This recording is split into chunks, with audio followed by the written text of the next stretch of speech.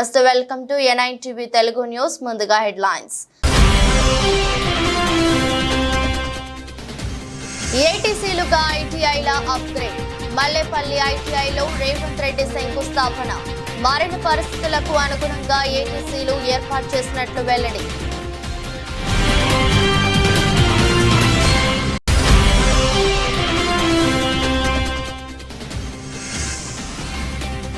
ఉప ముఖ్యమంత్రిగా పవన్ బాధ్యతల స్వీకరణ. డిప్యూటీ సీఎం హోదాలో పలు శాఖల మంత్రిగాను బాధ్యతలు.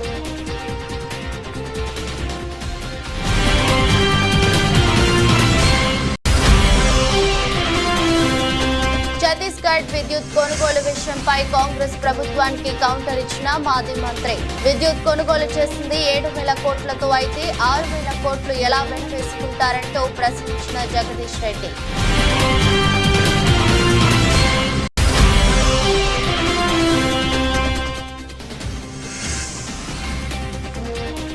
పాలకొల్లులో మంత్రి రామానాయుడిని కలిసిన ఎన్నికలకు ముందు రాజీనామాలు చేసిన వాలంటీర్లు తమకు అవకాశం కల్పించాలని విజ్ఞప్తి.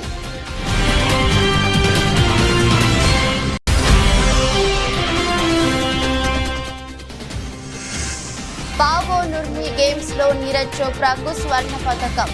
జావెలిన్ ను ఏకంగా 85.97 మీటర్లు విసిరి సత్తా చాటిన నీరజ్ చోప్రా.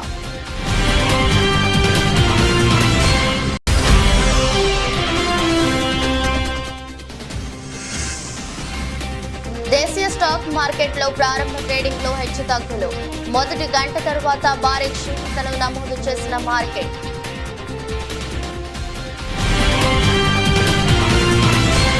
సమాజం చాలా వేగంగా అధునాతన టెక్నాలజీ వైపు దూసుకెళ్తుందని తెలంగాణ ముఖ్యమంత్రి రేవంత్ రెడ్డి అన్నారు. మల్లేపల్లి ఐటీఐలో అడ్వాన్స్ ట్రైనింగ్ సెంటర్ల ఏటీసీకు ముఖ్యమంత్రి శంకుస్థాపన చేశారు. ఈ సందర్భంగా మాట్లాడుతూ యువతకు ఉపాధి అవకాశాలు కల్పించడమే తమ లక్ష్యమన్నారు. ప్రపంచ అవసరాలకు సరితూలిగేలా శిక్షణా కేంద్రాలు ఏర్పాటు చేసినట్లు చెప్పారు. మారిన పరిస్థితులకు అనుగుణంగా యువతను తీర్చిదిద్దేందుకు ఏటీసీలు ఏర్పాటు చేశామన్నారు. ప్రైవేటు రంగంలోని ఇతర ఉద్యోగాలు అందిపుచ్చుకోలేని పరిస్థితి నెలకొందన్నారు. సాంకేతిక నైపుణ్యం ఉంటే ప్రభుత్వం ఉద్యోగాల వైపు మాత్రమే చూడరని పేర్కొన్నారు.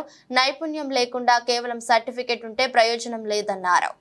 हमारे एमएलए साहब एमएलसी साहब से मैं एक ही बात कहना चाहता हूं, बहुत सारे लोग अपने भाई बहनों मिडिल ईस्ट कंट्रीज को जा रहे नौकरी के लिए, ढूंढते उधर जा रहे, यहाँ पर कुछ सीख रहे नहीं. कोई किसी ने कहा तो अरे अच्छा नौकरी मिलेगा, चलो मैं दिलाता हूँ, ले जा रहे, वहाँ छोड़ दे रहे, वहाँ पर कुछ नौकरी मिल रहा है नहीं, वहाँ पर उनको फिर वापस आके घर में शक्ल दिखाने के लिए भी मुश्किल हो जाके वहीं पर गुजार रहे, नहीं तो वहीं पर खुदकुशी कर ले रहे.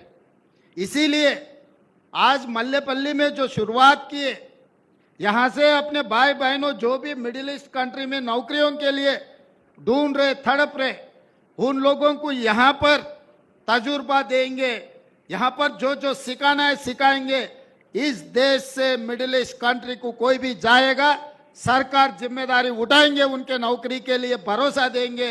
उनको वहाँ पर कुछ भी तकलीफ आए तो तेलंगाना सरकार उनके तरफ से वकालत लेके उनके तरफ से हम लड़ेंगे.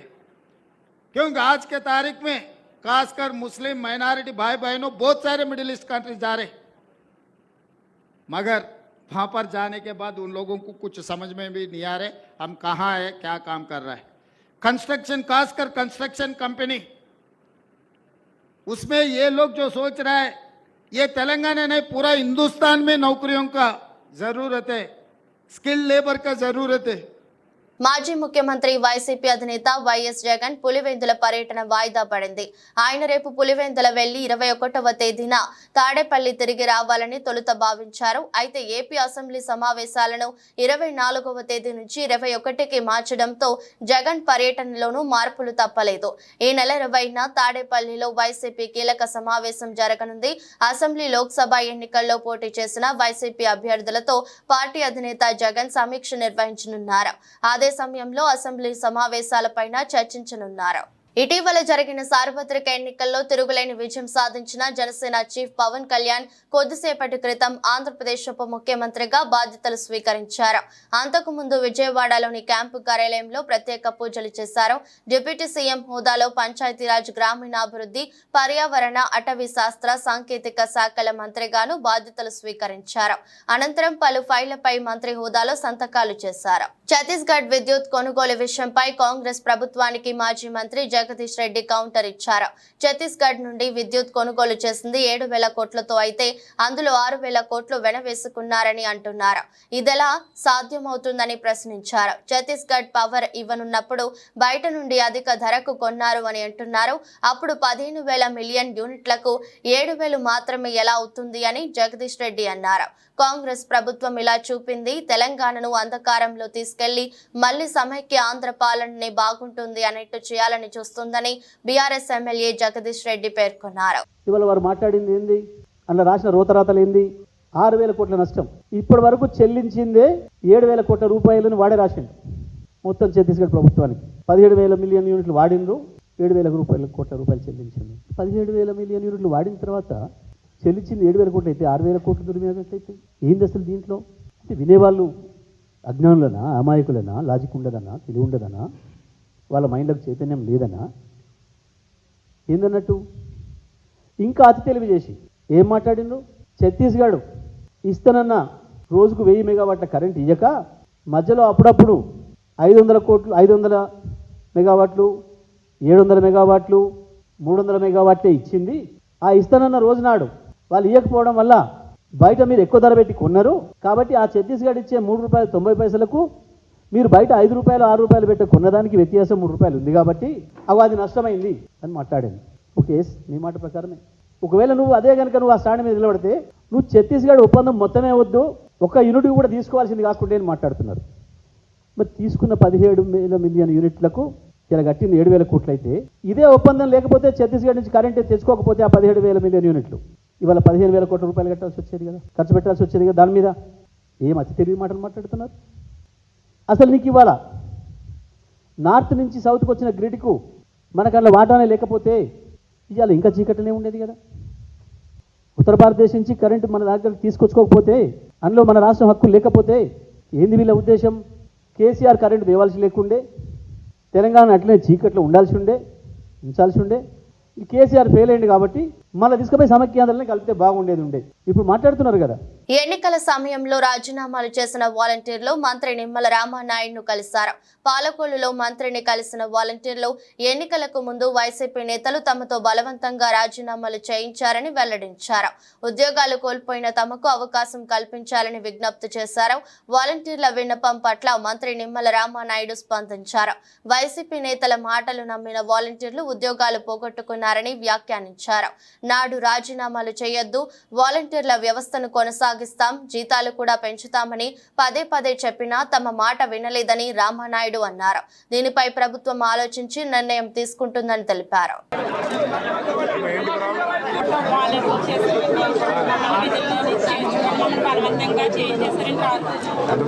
మరి మేము ఆ రోజు చెప్పాం కదా, ఇప్పుడు ఎవరు కూడా రాజీనామాలు చేయకండి, వీధి మీద పడకండి. జగన్మోహన్ రెడ్డి గారు 5 సంవత్సరాల్లో మీకు 5,000 రూపాయలు ఇచ్చి ఉపయోగించుకుని మీ జీవితాలు స్థిరపెట్టవలసిన వ్యక్తి రాజీనామాలు చేసి రోడ్డును పడేయమంటున్నారు. మళ్ళీ మేము వచ్చాక శాలరీలు పెంచుతాము, వ్యవస్థను కంటిన్యూ చేస్తామని చెప్పామా లేదా? అలాగే నేను కూడా గట్టిగా చెప్పాను కదా. మరి మా మాటలు నమ్మాలి కదా మీరు.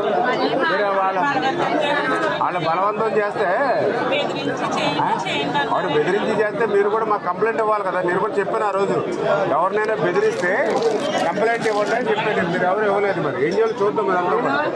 ఇంటింటికి వెళ్ళి ఏ వాలంటీర్ కనిపించింది నేను చెప్పినా కూడా మీరు ఎక్కడ కూడా పెట్టలేదు. అది ఏం చేయాలో చూద్దాం. అంటే మాట్లాడారు విన్నారు కదా. విన్నప్పుడు మీరు ఏం చేయాలి? మన ఎమ్మెల్యే గారు కంటే నమ్మకస్తులు మీకు ఎవరుంటారు ప్రపంచంలో? మీరు ఉన్నప్పుడు ఏం చేయాలి? మీరు వీళ్ళ మాటలు ఎక్కలేదు, ఎమ్మెల్యే గారు ఉన్నారు అని మనం ఉండాలి. మీరు ఎవరు చేయలేదు. ఢిల్లీలో చేశారు అనవసరంగా. ఇక్కడ టౌన్లో ఉంది, అక్కడక్కడే చేశారమ్మా, అందరూ చేయలేదు. ఇప్పుడు మీకులాగా స్టేట్లో చేసిన వాళ్ళు ఉన్నారు. అంటే ఇది పాలసీ మ్యాటర్, ఇది రాష్ట్రంలో ఏం చేయాలో ఆలోచిద్దాం. ఇటీవల జరిగిన ఎన్నికల్లో నవీన్ పట్నాయక్ పార్టీ బీజేడీ ఓటమి పాలైంది. ఒడిశాను సుదీర్ఘంగా పాలించిన నవీన్ సైతం ఓ స్థానంలో ఓడిపోయారు. గంజాం జిల్లాలోని హింజలి, బొలంగీర్ జిల్లాలోని కంటాబంజీ నుంచి పోటీ చేసిన ఆయన కంటాబంజీలో బీజేపీ అభ్యర్థి లక్ష్మణ్ బాగ్ చేతిలో ఓటమి పాలయ్యారు. హింజలి నుంచి గెలవడంతో ప్రమాణ స్వీకారం కోసం అసెంబ్లీకి వచ్చారు. ఈ క్రమంలో అందరినీ పలకరించి వెళ్తుండగా బీజేపీ ఎమ్మెల్యే లక్ష్మణ్ బాగ్ లేచి ఆయనకు నమస్కరించారు. అనంతరం తనను తాను పరిచయం చేసుకున్నారు. ఆ వెంటనే నవీన్ స్పందిస్తూ, ఓహో మీరేనా నన్ను ఓడించింది, మీకు అభినందనలు అని చెప్పారు. మాజీ సీఎం వ్యాఖ్యలకు సీఎం మోహన్ మాజీ మంత్రులు, ఎమ్మెల్యేలు చిరునవ్వులు చెందించారు. తనను ఓడించిన అభ్యర్థిని పట్నాయక్ అభినందించడాన్ని చూసి ఒకంత ఆశ్చర్యానికి గురయ్యారు. వైరల్ అవుతున్న ఈ వీడియోపై నెటిజన్లు ప్రశంసలు కురిపిస్తున్నారు. ఇలాంటి ఆరోగ్యకరమైన రాజకీయాలు ఒక్క ఒడిశాకే పరిమితం కాకూడదని, దేశమంతా ఉంటే బాగుంటుందని కామెంట్లు పెడుతున్నారు.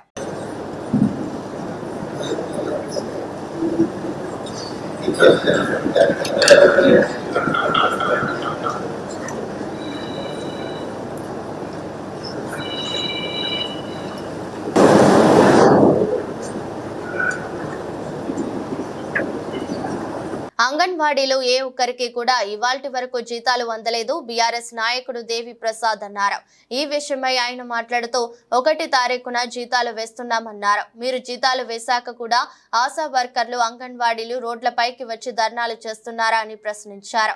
గతంలో 1500 నుంచి 9700కి, 4000 నుంచి 13000 వరకు ఆశా వర్కర్లకు, అంగన్వాడీలకు జీతాలు పెంచారని, 10 ఏళ్లలో బీఆర్ఎస్ నాయకులు అందుబాటులో లేరు అని తప్పుడు ప్రచారం చేశారని మండిపడ్డారు. ఒక అధికారే బీఆర్ఎస్ నాయకులకు అపాయింట్మెంట్ ఇవ్వలేని పరిస్థితి ఎందుకు వచ్చింది? ఇలా ఉంటే సామాన్యులు, ఆశా వర్కర్లు, అంగన్వాడీ వాళ్ళు ఎలా కలుస్తారని అన్నారు. ఇలా ఏ ఒక్క అంగన్వాడీకి కూడా కిరాయి అందనటువంటి పరిస్థితిని చూస్తా ఉన్నాం. మీరు వేతనాలేమో నెలకి ఇస్తున్నామని చెప్పి డాంబికాలు పలుకుతారు. ఈ రోజు వరకు కూడా అంగన్వాడీలకి రాష్ట్రంలో వేతనం రాలేదు. ఒక్కసారి చెక్ చేసుకొని కింది స్థాయి ఉద్యోగులకు న్యాయం చేసే విధంగా శ్రీధర్ బాబు గారు పనిచేయాలని మేము డిమాండ్ చేస్తా ఉన్నాం. జీవన్ రెడ్డి గారైనా ఇంకెవరైనా మాట్లాడినా ఒకసారి మీరు గతంలో ఏముండే ఇప్పుడేముంది అనేటువంటి అంశాన్ని మీరు చూసుకోవాలని మేము విజ్ఞప్తి చేస్తా ఉన్నాం. 1500 నుంచి 9750కి ఆశా వర్కర్లకు కానీ, 4000 నుంచి 13,850 వరకు కూడా వేతనాలు పెంచడం. మీరు పెంచుతామన్నారు, పెంచండి. ఇలా ఆశాలు అడుగుతా ఉన్నారు, వేతనాలు పెంచమని అడుగుతా ఉన్నారు, అంగన్వాడీలు అడుగుతా ఉన్నారు. మరి అనేక వర్గాలు ఇలా రోడ్ల మీదకి వస్తూ ఉన్నాయి. జీతాలు వచ్చినా కూడా ఆశాలు వచ్చి ఇక్కడ ధర్నాలు చేస్తున్నారా? అంగన్వాడీలు వేతనాలు వచ్చినా కూడా ఈ ప్రభుత్వం మీద బురద చల్లుతున్నారా? కాబట్టి ఈ విషయాలన్నీ కూడా గమనించాలి. హరీష్ రావు గారు అందుబాటులో ఉండరు, ఏ వర్గానికి 10 ఏళ్లలో అందుబాటులో లేరనేటువంటి మరో అభూత కల్పన కూడా వారు మాట్లాడుతూ ఉన్నారు. ఒక్కసారి శ్రీధర్ బాబు గారు కానీ, మాట్లాడినటువంటి వాళ్ళు కానీ నిత్యం హరీష్ రావు గారి దగ్గర ఒక ఇంటెలిజెన్స్ పెట్టి ఎంతమంది వస్తారు, ఎవరిని కలుస్తారు బీఆర్ఎస్ నాయకులు అనేది మీకు తెలుసు కదా. రోజు వందలాది మంది ఈ రాష్ట్రంలో ప్రభుత్వంలో ఉన్నప్పుడు ప్రభుత్వం దగ్గర సమస్యలు కావాలని వచ్చిండ్రు. ఆ సమస్యలు పరిష్కరించేటువంటి ప్రయత్నం కేసీఆర్ నాయకత్వంలో చేసినాం. ఇప్పుడు ప్రతిపక్షంలో ఉన్నప్పుడు, ఒక బాధ్యతాయుతమైనటువంటి ప్రతిపక్షంగా ఉన్నప్పుడు మేము కూడా అనేక సమస్యలు పరిష్కరించేటువంటి ప్రయత్నం చేస్తా ఉన్నాం. కాబట్టి మీరు ఇప్పటి వరకు ఈ విషయాలు ఏవి కూడా ఎట్లయిపోయిందంటే, ఇవాళ ఈ రాష్ట్రంలో ముఖ్యమంత్రి గారు గలవరు, లేకుంటే ఇంకొక ఆయన గలవరు అని చెప్పి చాలా మాట్లాడింది. ఇవాళ మా స్వయాన భారతీయ రాష్ట్ర సమితి 10 రోజులుగా మేము చీఫ్ సెక్రటరీ అపాయింట్మెంట్ కోసం అడుగుతా ఉన్నాం. 10 రోజుల నుంచి మా పార్టీ కార్యాలయం సంప్రదిస్తుంటే కూడా సిఎస్ నుంచి జవాబు లేదు. జగన్ నిర్వాకం వల్లే పోలవరం నాశనమైందని సీఎం చంద్రబాబు నిన్న ప్రాజెక్టు సందర్శన అనంతరం తీవ్ర స్థాయిలో ధ్వజమెత్తారు.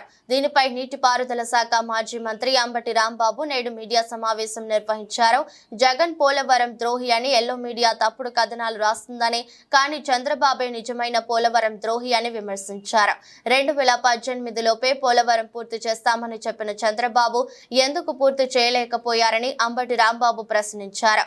చంద్రబాబు పోలవరం ప్రాజెక్టును అడ్డం పెట్టుకుని డబ్బులు సంపాదించాలని చూశారని, ఇప్పటికైనా చంద్రబాబు చేసిన తప్పులను గుర్తించాలని హితవు పలికారు. మేము పూర్తి చేసినటువంటి కాఫర్ డ్యామ్ మీదే నిన్న చంద్రబాబు నాయుడు గారు బస్సు వెళ్ళింది. మేము పూర్తి చేసినటువంటి స్పిల్వే మీదగానే చంద్రబాబు నాయుడు గారు బస్సు వెళ్ళింది.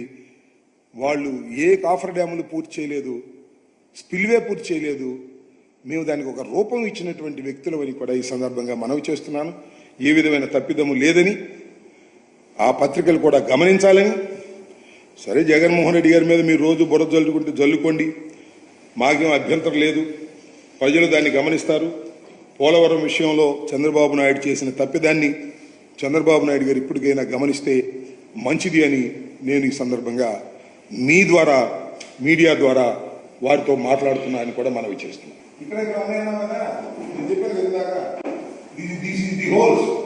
వీటిని పోచాలంటే ఏజెన్సీ లేక పోచాలనుకున్నారు, తప్పు. That is wrong.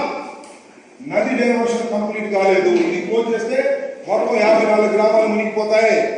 చరిత్రది రికార్డులో ఉంటది, చూడండి. అంటే ఏజెన్సీని మార్చడం వలన, ఈ పూర్తి చేయకపోవడం వలన ఇది కొట్టుకుపోయింది. ఇది పూర్తి చేస్తే ఇది ఎవరిపోతే ఊళ్ళు పోతాయి. 54 గ్రామాలు మునిగిపోతాయి. 54 గ్రామాలు అల్లాడారు, వచ్చే రిప్రజెంటేషన్ ఇచ్చారు. I know as ex minister of irrigation. కాదని చెప్పానండి. అసలు నది డైవర్షన్ కంప్లీట్ కాకుండా హౌ యూ క్లోజ్ ది నది ప్రవాహాన్ని ఎలా క్లోజ్ చేస్తాం? ఇక్కడ క్లోజ్ చేస్తే నది ప్రవాహం రావాలి కదా, ఇటు వచ్చే అవకాశం లేదు కదా. నది డైవర్ట్ అయిన వాటర్ వెళ్ళిపోయి ఇటు వెళ్ళిపోద్ది. ఇటు నుంచి నీరు రాదు, ఇటు నుంచి. ఈ సీపేజ్లో ఉన్నాయి ఇప్పుడు విపరీతమైన సీపేజ్ వస్తుంది దాని కింద నుంచి. ఎందుకంటే దాని గ్యారంటీ అనేది 3 సంవత్సరాలే, ఇప్పుడు 6 సంవత్సరాలు అయింది వేసి. సో ప్రమాదం ముంచుకొస్తుంది. దీన్ని కేవలం చంద్రబాబు నాయుడు గారి తప్పిదం వల్ల తప్ప మరొకటి కాదు. జగన్మోహన్ రెడ్డి గారి ప్రభుత్వం కానీ మేము కానీ ఏ విధమైన తప్పిదము చేయలేదనేది చాలా స్పష్టంగా చెప్పదలుచుకున్నాను. పవన్ కళ్యాణ్ చెప్పినట్టు వాలంటీర్ల ద్వారా కనపడకుండా పోయిన 32,000 మంది ఆడపిల్లలను ఇప్పుడు పవన్ కళ్యాణ్ వెంటనే అధికారాన్ని ఉపయోగించి పట్టుకుని వాళ్ల కుటుంబానికి అప్పచెప్పి తన మాటల్లోని చిత్తశుద్ధిని నిరూపించుకోవాలని జడా శ్రవణ్ కోరారు. ఈ విషయమై ఆయన మీడియా సమావేశం నిర్వహించారు. గత ప్రభుత్వంలో 5 సంవత్సరాల్లో వాలంటీర్ల ద్వారా 32,000 ఆడపిల్లలు అదృశ్యం కాబట్టారు. 32,000 మంది. ఈ 32,000 మందికి అదృశ్యం అవడానికి కారణం వాలంటీర్. ఇది as per honourable deputy chief minister statement. So I'm requesting honourable deputy chief minister Shri Pawan Kalyan garu, 32,000 మంది ఎవరైతే గత ప్రభుత్వంలో వాలంటీర్ల ద్వారా మాయం కాబడ్డారో ఈ 32,000 మందిని తొందరగా వెతికి పట్టుకొని వాళ్ళ కుటుంబాలకు అప్పచెపుతారు అని అయితే నేను భావిస్తున్నా. ఎందుకంటే హోమ్ మినిస్టర్ కూడా, సెంట్రల్ హోమ్ మినిస్టర్ కూడా కాన్ఫిడెన్షియల్గా మీతో చెప్పినటువంటి అంశాలు ఇప్పుడు గౌరవ హోమ్ మినిస్టర్ కూడా మీ ప్రభుత్వంలోనే ఉన్నారు కాబట్టి, కేంద్రంలో మీ ప్రభుత్వమే అధికారంలో ఉంది కాబట్టి ఈ 32,000 మందిని వీలైనంత తొందరగా అప్పజెప్పి వాళ్ళ కుటుంబాలకు ఇవ్వగలిగితే హానరబుల్ డిప్యూటీ చీఫ్ మినిస్టర్గా మీ యొక్క గౌరవం అత్యున్నతంగా పెరుగుతుంది.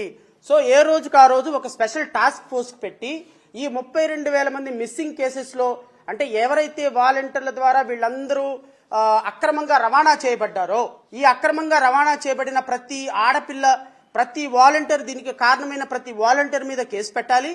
అట్ ది సేమ్ టైం ప్రతి బిడ్డని కూడా ఆ కుటుంబానికి అప్పచెప్పాలి. మెదక్ జిల్లా రామాయంపేట బీజేపీ నాయకులు దామోదర్ రావు, నవతు రాజులు రామాయంపేటలో ఏర్పాటు చేసిన విలేకరుల సమావేశంలో మాట్లాడుతూ మెదక్ జిల్లా కేంద్రంలో జరిగిన గోవధ, గో సంరక్షణ కోసం సంఘ్ పరివార్ బంధువులు, ప్రజలు సంరక్షించడానికి జరిగిన ఘర్షణలో హిందూ బంధువులకు మైనార్టీ వర్గాల రాళ్లు, దెబ్బలు, కత్తిపోట్లు జరగగా గోవులను సంరక్షించిన బాధితులపై లాఠీ చార్జ్ చేయడం ఎంతవరకు సమంజసమని ప్రశ్నించారు. హిందువుల పవిత్ర దైవంగా భావించే గోమాతను చట్టవిరుద్ధంగా సుప్రీంకోర్టు ఇచ్చిన ఉత్తర్వులను కూడా ఖాతరు చేయని వారిపై చర్యలు తీసుకోకుండా గోవులను కాపాడిన వారిపై కేసులు పెట్టడం కాంగ్రెస్ ప్రభుత్వం, పోలీసులది సరికాదన్నారు. అసలు సమస్య మాట్లాడవలసిన రామాయంపేట కాంగ్రెస్ నాయకులు హిందువులపై ఏమాత్రం జాలి చూపించకుండా మైనార్టీ వర్గాలకే వత్తాసు పలుకుతూ ప్రెస్ మీట్ ఇచ్చారన్నారు. ఐకమత్యం లేని కాంగ్రెస్ పార్టీ 3 చోట్ల వేరువేరు వర్గాలతో మెదక్ ప్రజలు ఐకమత్యంగా ఉండాలనుకోవడం హాస్యాస్పదమన్నారు. ఆయన మాట్లాడింది సరి అయిన విధానమే అయినా ముస్లిం మైనార్టీల ఓటు దండుకోవడానికి హిందువుల మనోభావాలను దెబ్బతీస్తున్నాయన్నారు. ఈరోజు హిందువుల ఆరాధ్య దైవం అన్నటువంటి గోమాత హిందువులకు తల్లి లాంటిది ఆవు. అటువంటి ఆవులను సుమారు 70 ఆవులను ఈ యొక్క ముస్లిం సోదరులు రంజాన్ పండుగ కోసము బక్రీద్ పండుగ కోసము వాటిని తీసుకొని వస్తుంటే ప్రొటెక్ట్ చేయడం విషయంలో వెళ్తే హిందూ సోదరుల పైన రాళ్ల దాడి, అదేవిధంగా కత్తులతో, అదేవిధంగా కేసులు, లాఠీచార్జ్ అవన్నీ కూడా జరిగిన విషయాన్ని నిన్న ప్రెస్ మీట్లో ఎక్కడ కూడా కాంగ్రెస్ నాయకులు ఎక్కడ కూడా ప్రస్తావించలేదు. కేవలం మైనార్టీ సోదరుల మెప్పు కోసం మాత్రమే నిన్న ప్రెస్ మీట్ ఏర్పాటు చేసిర్రు. దాన్ని మేము హిందూ సోదరుల మనోభావాలను ఎక్కడ కూడా దృష్టిలోకి తీసుకోకుండా మైనార్టీలను అదేవిధంగా మైనార్టీ సోదరుల మెప్పు కోసం తీసుకుని అదేవిధంగా మన పంజ విజయ్ అన్నను టార్గెట్ చేసిన విషయాన్ని మేము భారతీయ జనతా పార్టీ తరఫున పూర్తిగా ఖండిస్తూ ఉన్నాం. ఎందుకంటే ఈరోజు ప్రపంచ దేశాలు, మన దేశం కాకుండా ప్రపంచ దేశాలన్నీ కూడా మన సంస్కృతిని, మన హిందూ సంస్కృతిని, మన తల్లి గోమాతను ఆరాధ్య దైవంగా పూజిస్తున్నాం. ఈరోజు వాళ్ళు ప్రధానంగా ఈ యొక్క కుట్రలను ప్రధాన కారణం భారతీయ జనతా పార్టీ అని సంబోధించారు. భారతీయ జనతా పార్టీ ఎక్కడ కూడా అందరూ బాగుండాలనే కోణంలోనే ఆలోచన చేస్తుంటుంది. ముందు సమస్య ఎక్కడొచ్చింది అనేది కాంగ్రెస్ పార్టీ నాయకులు దృష్టిలో ఉంచుకోవాలి. అదేవిధంగా మత ఘర్షణలు, అదేవిధంగా వీళ్ళు ఏదైతే మాట్లాడిరో భారతీయ జనతా పార్టీని దూషించిరో దాన్ని పూర్తిగా మేము ఖండిస్తూ ఉన్నాము. కాంగ్రెస్ పార్టీ నాయకులు ముఖ్యంగా గుర్తుంచుకోవాలి, ఈరోజు పంజ విజయ్ కుమార్ గారిని దూషించడం, అభ్యంతరకర వ్యాఖ్యలు చేయడాన్ని భారతీయ జనతా పార్టీ నాయకులను ఎక్కడ కూడా తిరగనీయము అని చెప్పేసి కాంగ్రెస్ పార్టీ నాయకులు మాట్లాడడం జరిగింది. మేము ఎవరికి కూడా వ్యతిరేకం కాదు. కాకినాడ జిల్లా ప్రతిపాడు నియోజకవర్గం ప్రతిపాడు మండలం ప్రతిపాడులో నేడు ప్రపంచ సికిల్ సెల్ డే సందర్భంగా సిహెచ్సి వైద్య సిబ్బంది ర్యాలీ. హాస్పిటల్ సూపరింటెండెంట్ సౌమ్య మాట్లాడుతూ సికిల్ సెల్ పట్ల తీసుకోవాల్సిన పలు జాగ్రత్తలు, సేఫ్టీ ప్రికాషన్స్ తెలియజేశారు. అసలు ఈ సికిల్ సెల్ ఎనీమియా అంటే ఏంటంటే మనకు మామూలుగా మన రెడ్ బ్లడ్ సెల్స్ ఉంటాయి, ఎర్ర రక్త కణాలు, అవి యూజువల్గా డిస్క్ షేప్లో ఉంటాయి, రౌండ్గా ఉంటాయి. అయితే ఈ సికిల్ సెల్ డిసీజ్ జెనెటిక్గా వస్తుంది అనమాట. అయితే ఈ షేప్లోకి వెళ్ళిపోతాయి, ఒకసారి కొడవలి షేప్లోకి అయిపోతాయి, ఇలాగా కొడవలి షేప్లోకి ఈ డిస్క్ షేప్ కాస్త ఈ కొడవలి షేప్లోకి వెళ్ళిపోతాయి. ఈ కొడవలి షేప్లో వెళ్ళిపోవటం వల్ల ఏమవుతుంది, మామూలుగా అయితే మన లోపల బ్లడ్ వెజల్స్లోకి రక్తం ఫ్రీగా వెళ్తూ ఉంటుంది, అన్ని ఆర్గన్స్కి ఫ్రీగా వెళ్తుంది. ఇలా అయిపోవటం వల్ల ఏమవుతుందంటే దాని ఫ్లెక్సిబిలిటీ తగ్గిపోయి ఎక్కడికక్కడ మామూలుగా 120 రోజులకి మన రెడ్ బ్లడ్ సెల్స్ మళ్ళీ కొత్తవి ఉత్పత్తి అవుతూ ఉంటాయి. కానీ ఇలా అయిపోవటం వల్ల ఏంటంటే దీని లైఫ్ స్పాన్ కూడా తగ్గిపోయి తొందరగానే బ్రేక్ అయిపోతూ ఉంటాయి అన్నమాట. ఈ బ్రేక్ అయిపోవటం వల్ల ఏమవుతుంది, మనకి శరీరంలో ఉన్నటువంటి ఆర్గన్స్కి సరైనటువంటి ఆక్సిజన్ అందదు. ఆక్సిజన్ అందకపోవటం వల్ల ఏమవుతుంది, ఆర్గన్స్ అన్నీ కూడా డ్యామేజ్ అవుతాయి. హీమోగ్లోబిన్లో ఉండేటువంటి చైన్స్లో ఇది జెనెటిక్గా ఉండేటువంటి డిఫార్మిటీ అనమాట, జెనెటిక్గా వచ్చేటువంటి డిసీజ్. సో దీనికి మనం ఎందుకు ఇంత అవేర్నెస్ క్రియేట్ చేస్తున్నాము అని అంటే మనకి చిన్నపిల్లల్లో పుట్టినప్పుడే వస్తుంది. ఎలాగా, తల్లికి తండ్రికి ఉంటేనే బిడ్డకు వస్తుంది. బీహార్లో షాకింగ్ ఘటన వెలుగు చూసింది. ఆరారియా జిల్లాలో బక్రా నదిపై 12 కోట్ల వ్యయంతో నిర్మించిన ఓ కాంక్రీట్ బ్రిడ్జి ప్రారంభించక ముందే కూలిపోయింది. నది ప్రవాహం పెరగడంతో కొంత భాగం కుప్పకూలింది. కూలిపోయిన భాగం నది మధ్యలో ఉండగా ఒడ్డున నిర్మించిన భాగం చెక్కు చెదరకుండా నిలబడింది. నదిపై బ్రిడ్జి ఒక వైపునకు వంగిపోయిందనే సమాచారం అందుకున్న స్థానికులు పెద్ద సంఖ్యలో అక్కడికి వెళ్లారు. అందరూ చూస్తుండగానే క్షణాల్లోనే బ్రిడ్జి విరిగిపోయి నీటిలో పడింది. ఇందుకు సంబంధించిన దృశ్యాలను స్థానికులు తమ సెల్ ఫోన్లలో బంధించారు. ఈ ఘటనలో ఎవరికి గాయాలు కాలేదు. కాగా కుర్సకాంత శక్తి ప్రాంతాల మధ్య ప్రయాణ సౌలభ్యం కోసం ఈ బ్రిడ్జి నిర్మించారు. కనీసం ప్రారంభోత్సవం కూడా కాకముందే బ్రిడ్జి కూలిపోవడంపై శక్తి ఎమ్మెల్యే విజయ్ కుమార్ విస్మయానికి గురయ్యారు. నిర్మాణ సంస్థ యాజమాన్యం నిర్లక్ష్యం కారణంగానే ఈ బ్రిడ్జి కూలిపోయిందని విచారణ జరపాలని ఆయన డిమాండ్ చేశారు. జూనియర్ ఎన్టీఆర్ నటిస్తున్న భారీ యాక్షన్ ఎంటర్టైనర్ దేవరా మీదే ప్రస్తుతం అందరి దృష్టి ఉంది. RRR తర్వాత వస్తున్న తారక్ సినిమా కావడంతో ప్రేక్షకులు అభిమానులు ఈ సినిమా కోసం ఆసక్తిగా ఎదురు చూస్తున్నారు. అతిలోక సుందరి శ్రీదేవి కుమార్తె జాన్వీ కపూర్ నటిస్తున్న తొలి తెలుగు చిత్రం ఇదే కావడం మరో ముఖ్య కారణం. దర్శకుడు కొరటాల శివ ఓ అద్భుత చిత్రంగా దేవరను తీర్చిదిద్దుతున్నారు. ఇటీవలే గోవాలో ఎన్టీఆర్ సైఫ్ అలీ ఖాన్ మీద ఓ భారీ యాక్షన్ సీక్వెన్స్ చిత్రీకరించారు. గోవాలో భారీ వర్షం కురుస్తున్న వేణుకడుగు వేయకుండా రాజీ పడకుండా ఈ ఫైట్ చిత్రీకరించడం గమనార్హం. త్వరలో థాయిలాండ్ లో ఎన్టీఆర్ జాన్వీ కపూర్ మీద ఓ మెలోడియస్ సాంగ్ ను చిత్రీకరించడానికి ప్లాన్ చేస్తున్నారు. యువసుధ ఆర్ట్స్, ఎన్టీఆర్ ఆర్ట్స్ సంస్థలు సంయుక్తంగా నిర్మిస్తున్న దేవరా చిత్రం 2 భాగాలుగా విడుదల కానుంది. టోక్యో ఒలింపిక్ గోల్డ్ మెడల్ విజేత భారత star javelin thrower Neeraj Chopra పావు నుర్మి గేమ్స్ లో స్వర్ణ పతాకాన్ని గెలుచుకున్నారు.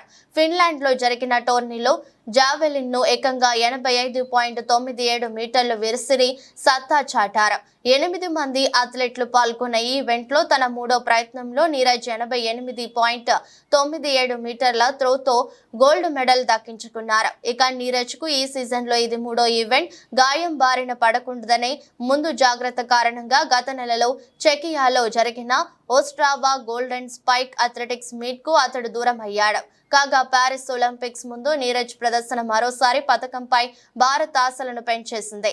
కాగా నీరజ్ 83.62 మీటర్ల త్రోతో ఈవెంట్ ను ప్రారంభించాడు. మొదటి రౌండ్ ముగిసేసరికి అతని ముందంజలో ఉన్నాడు. కానీ 2వ రౌండ్ లో ఫిన్లాండ్ కు చెందిన ఆలివర్ హెలాండర్ తన ఈటను 83.96 మీటర్లకు విసిరి మనోడిని 2వ స్థానానికి నెట్టాడు. అయితే 3వ ప్రయత్నంలో భారత్ మళ్లీ ఆధిక్యంలోకి వచ్చింది.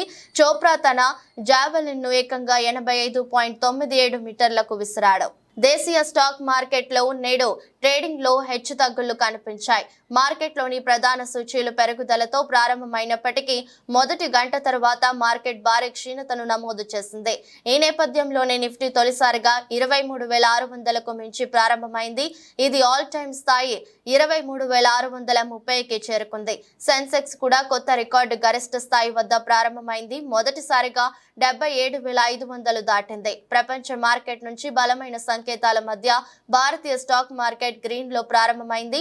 ఈ క్రమంలోనే ఉదయం 11:15 ప్రాంతంలో BSE సెన్సెక్స్ 42 పాయింట్లు క్షీణించి 77,258 వద్దకు చేరుకుంది. అదే సమయంలో నిఫ్టీ 50లో కూడా క్షీణత కనిపించింది. అది 55 పాయింట్లు పడిపోయింది. మరోవైపు నిఫ్టీ మిడ్ క్యాప్ సూచి ఏకంగా 500 పాయింట్లు తగ్గి 54,598 స్థాయిలో ట్రేడ్ అవుతుంది. కానీ నిఫ్టీ బ్యాంక్ మాత్రం 607 పాయింట్ల లాభంతో 51,048 వద్ద కదులుతోంది. కేంద్ర బడ్జెట్ 2024కు ముందే స్టాక్ మార్కెట్ సూచీలు సరికొత్త గరిష్టాలను తాకుతుంటే బడ్జెట్ వేళ ఈ సూచీలు మరింత పెరుగుతాయని నిపుణులు అంటున్నారు. వార్తలు ముగించే ముందు మరోసారి హెడ్లైన్స్. ఏటీసీలుగా ఐటీఐల అప్గ్రేడ్. మల్లేపల్లి ఐటీఐలో రేవంత్ రెడ్డి శంకుస్థాపన. మారిన పరిస్థితులకు అనుగుణంగా ఏటీసీలు ఏర్పాటు చేసినట్లు వెల్లడి.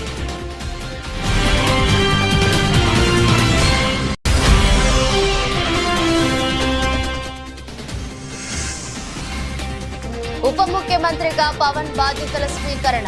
డిప్యూటీ సీఎం హోదాలో పలు శాఖల మంత్రిగాను బాధ్యతలు.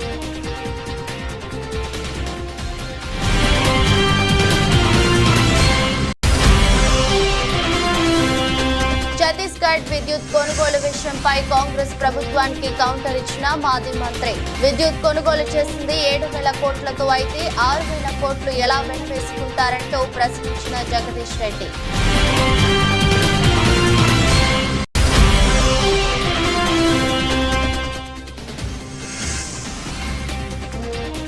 పాలకొల్లులో మంత్రి రామానాయుడిని కలిసిన ఎన్నికలకు ముందు రాజీనామాలు చేసిన వాలంటీర్లు తమకు అవకాశం కల్పించాలని విజ్ఞప్తి.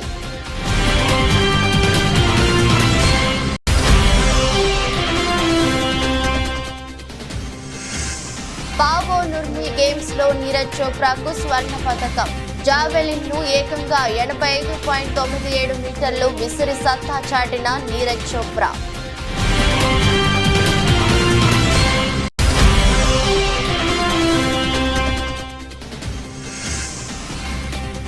దేశీయ స్టాక్ మార్కెట్లో ప్రారంభ ట్రేడింగ్ లో హెచ్చుతగ్గులు. మొదటి గంట తరువాత భారీ క్షీణతను నమోదు చేసిన మార్కెట్.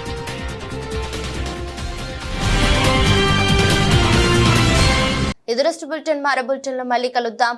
అంతవరకు సెలవు. నమస్కారం.